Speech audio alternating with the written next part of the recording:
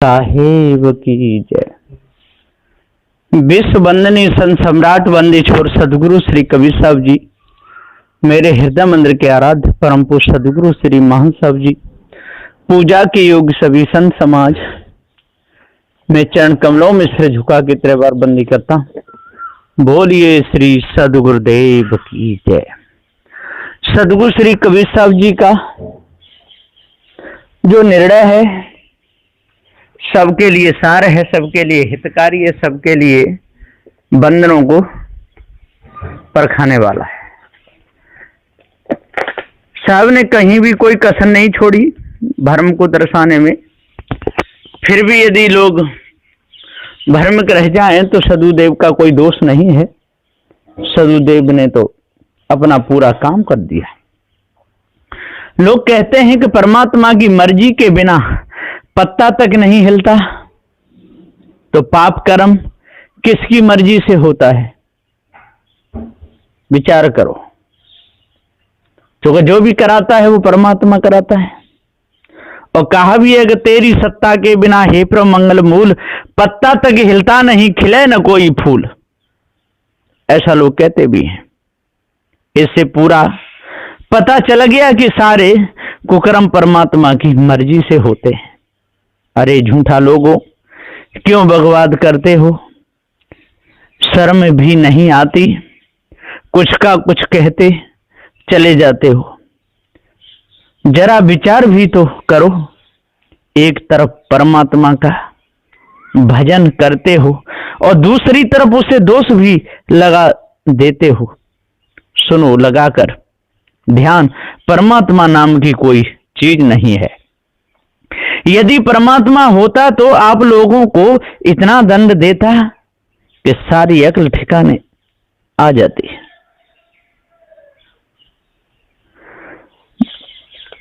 परमात्मा सबके सामने बुलाकर कहता कर्म करते हो आप और दोष लगाते हो मुझे। आपको आजीवन के लिए जेल में डाल देता, छोड़ता नहीं। सज्जनों ध्यान दो, विचार करो, विवेक से काम लो।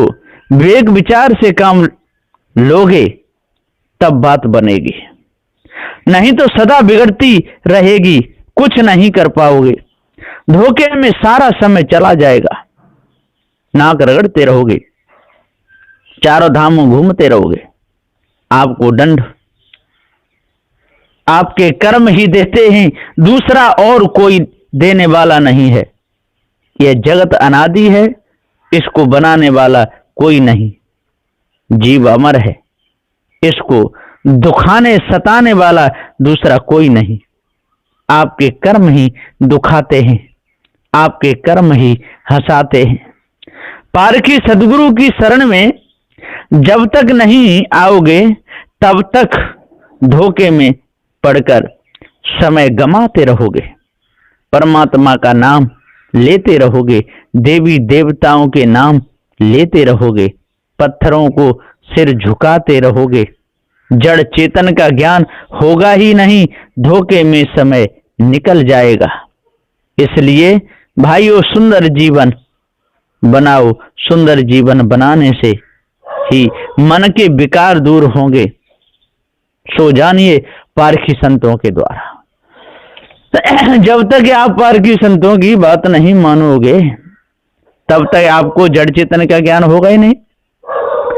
धनी सेठ बन के बैठा है, गरीबों का धन मार के।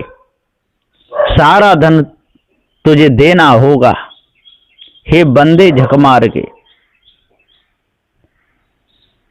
देखो गप्पी लोग किस प्रकार चक्कर में डाल देते हैं अपने भक्तों को। कहते हैं एकादशी वाले दिन ठाकुर अपने भक्तों में क्या देखते हैं?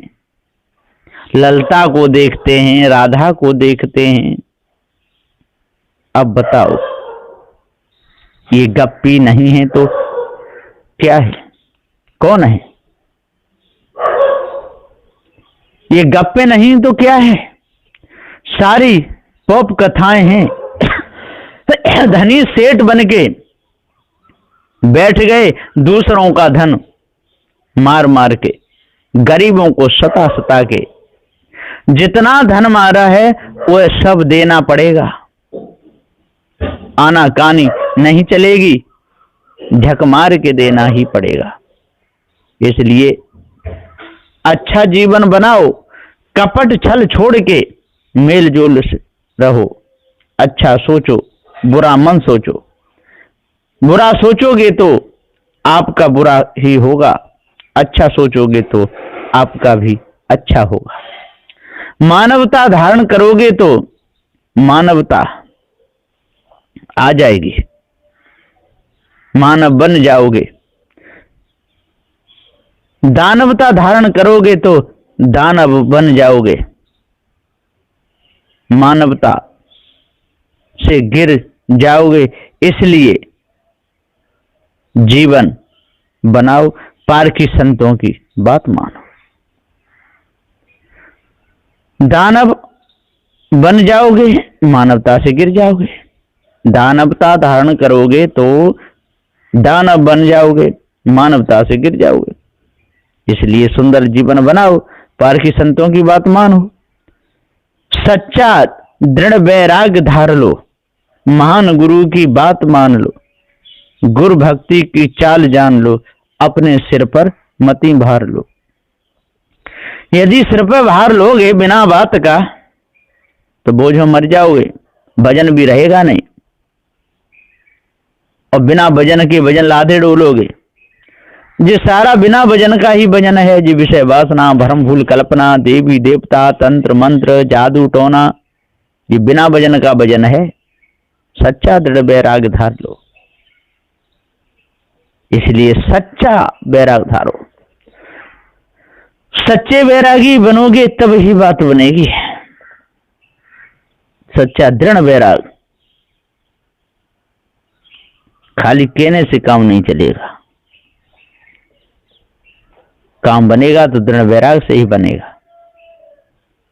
महान गुरु की बात मान लो। सदगुरु श्री मान साहब जी सत्य न्याय निर्णय का उपदेश देते हैं। गुरु भक्ति की चाल जान लो, अपने सिर पर मति भार लो। अपने सिर पर क्यों भार लेते हो? निर्णय करके देखो। यदि निर्णय नहीं करोगे, बात नहीं मानोगे, तो तंत्र मंत्र जादू टोना हवनों में फंस करके समय निकल जाएगा। सच्चा दृढ़ वैराग वही है जिसके द्वारा सुखाध्यास, जड़ाध्यास, विषयाध्यास तथा अहंकार संपूर्ण मिट जाए। सूक्ष्म स्थूल सब हंता ममता दूर हो जाए। इसको ही दृढ़ वैराग कहते हैं, और कोई दूसरा दृढ़ वैराग नहीं है।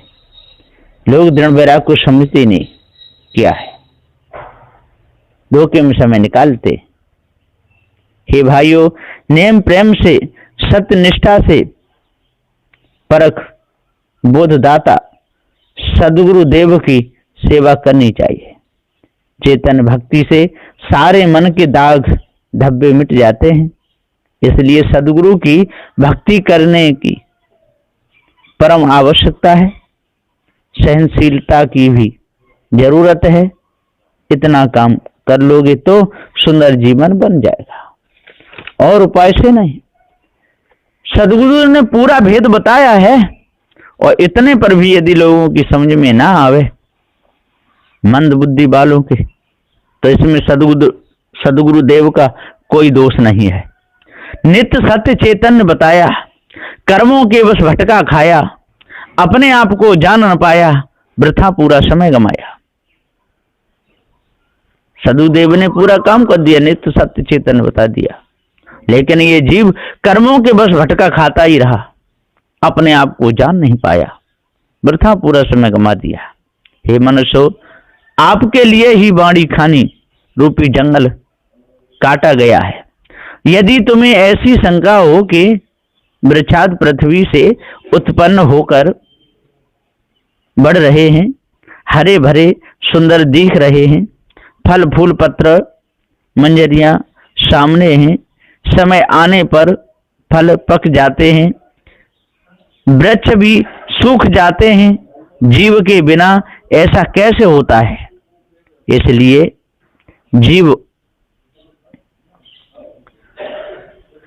इसलिए पूरा बोध होना चाहिए। जीव के बिना ऐसा कैसे होता है, इसलिए पारक बोध होना चाहिए। यदि पारक बोध नहीं हुआ तो पूरा जीवन निकल जाएगा। अपने आप का ज्ञान होना चाहिए, उनमें जीव नहीं है, पूरा भेद पारकी संतों से जानना पड़ेगा। मनुष्य, पशु, अंडज और उष्मज, इन चार खानियों में ही जीव का निवास है। स्थावर, वनस्पति, अंकुरादि, इनमें जीव नहीं है, वे निर्जीव जड़ हैं। जड़ तत्वों में जड़त्व शक्ति स्वयं है। बीजों में, पृथ्वी में, जल में स्वयं शक्ति है। वृक्ष, तृणाद, सरम अक्रजों की उत्पत्ति होकर उनमें अनेक पत्र, डालियां, मंजरियां, फूल, फलाद लग जाते हैं। परस्पर पेड़ों पर कलम बध जाते हैं। इसलिए जड़ पदार्थों में ज्ञान गुण रहेगा ही नहीं। इसलिए जवानी के नशा के कारण मनुष्य जहां जाता है वहीं चरित्रहीन हो जाता है। बुरे कर्म करते हुए बहुत से लोग पकड़े गए हैं। अपने आप को जान नहीं पाए।